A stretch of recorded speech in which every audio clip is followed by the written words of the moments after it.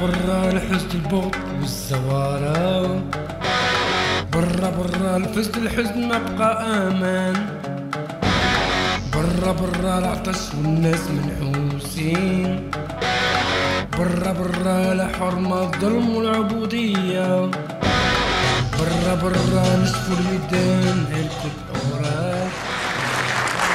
Grazie a voi di dedicare un venerdì sera al mio lavoro. Il film è frutto di un lungo lavoro di documentazione. Ci abbiamo messo un anno per raccogliere la documentazione necessaria per scrivere questo film ed è tutto basato su fatti veri.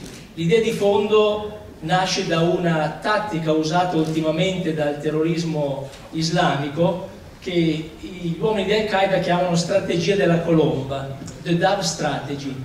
Dopo l'attacco alle torri dell'11 settembre i controlli internazionali si sono fatti sempre più fitti, i servizi segreti occidentali si sono mossi e hanno cominciato a operare in modo costruttivo per combattere questo fenomeno e quindi la possibilità di fare attentati diventa sempre più difficile per questi personaggi.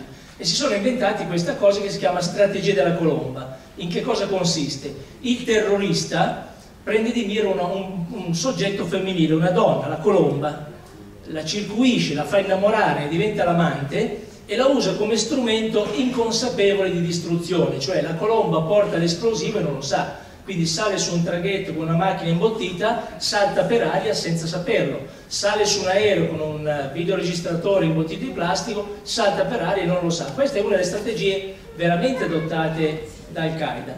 L'idea di fondo è questa. Il protagonista del film, non a caso, è un cristiano convertito. Perché? Perché dagli studi, dalle ricerche che abbiamo fatto, abbiamo visto devo dire con sorpresa, che il fenomeno delle conversioni è un trend in grande aumento, in grande crescita. Quindi sempre più cristiani si convertono all'Islam. Non so se avete seguito le ultime vicende tedesche, 2 degli arrestati erano tedeschi convertiti all'Islam. E quindi insomma il film prende spunto da fatti veri e poi li rielabora in una forma drammaturgica, proprio perché è un film, non è un documentario. Ed è la prima parte di un cammino. Noi abbiamo scritto 2 film nello stesso periodo. Abbiamo scritto Il mercante di pietre, che abbiamo fatto, ed è un tentativo di analizzare il malessere oggi, cioè perché questo odio, questo rancore da parte di una grossa fetta del mondo musulmano verso l'Occidente. L'altro progetto che abbiamo scritto e che spero faremo presto è su Marco d'Aviano, un altro personaggio legato alla vostra terra, ed è la battaglia di Vienna, 11 settembre, altra data fatidica, del 1683. Ecco, il prossimo progetto sarà su Marco d'Aviano e sull'importanza che quest'uomo ha avuto nella storia europea. Se voi fate un test, chiedete a 10 conoscenti chi è Marco d'Aviano, probabilmente in Friuli qualche cosa lo conoscono, fuori dalla vostra nessuno sa chi è Marco d'Aviano. Tutti sanno chi è Giovanna d'Arco, perché i francesi, che sono molto più campanisti di noi, ne hanno fatto film, congressi, convegni, libri, ma se non fosse esistita Giovanna d'Arco, poco sarebbe cambiato in Europa, perché si parlava di 2 città. Se non fosse esistito questo grande italiano, questo grande friulano che è stato Marco d'Aviano, il destino dell'Europa sarebbe cambiato. Cioè quell'anno l'Europa avrebbe preso una strada diversa, senza la presenza di quest'uomo alla corte di Leopoldo I d'Asburgo. Quindi il tentativo anche in questo caso sarà quello di andare alle radici del malessere. Quindi il mercante si sforza di analizzare il malessere oggi. Il film su Marco d'Aviano va alle radici di questo malessere, alla grande sconfitta di Vienna del 1683. Grazie per l'attenzione e dopo il film sono a vostra disposizione. Grazie.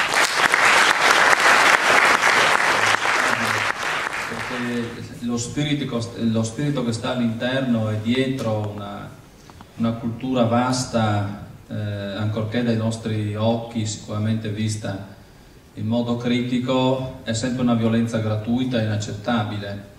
Quindi ciascuno porta la croce, la bellezza, la rosa della croce della propria storia, e quindi è indispensabile che ciascun popolo, comunque rispetto a tutto il suo portato delle cose avvenute nel tempo, questa parte sia sempre all'interno del loro essere. Quindi non accetto in alcun modo questa violenza, che non è assolutamente accettabile e che non è nemmeno nell'ambito della cultura occidentale una parte, come dire, ritrovabile. Insomma, non esiste nell'ambito della nostra vasta cultura democratica un'accezione così spaventosamente negativa come appunto spogliare gli altri di ciò che appunto invece appartiene agli altri, quindi critico in modo aspro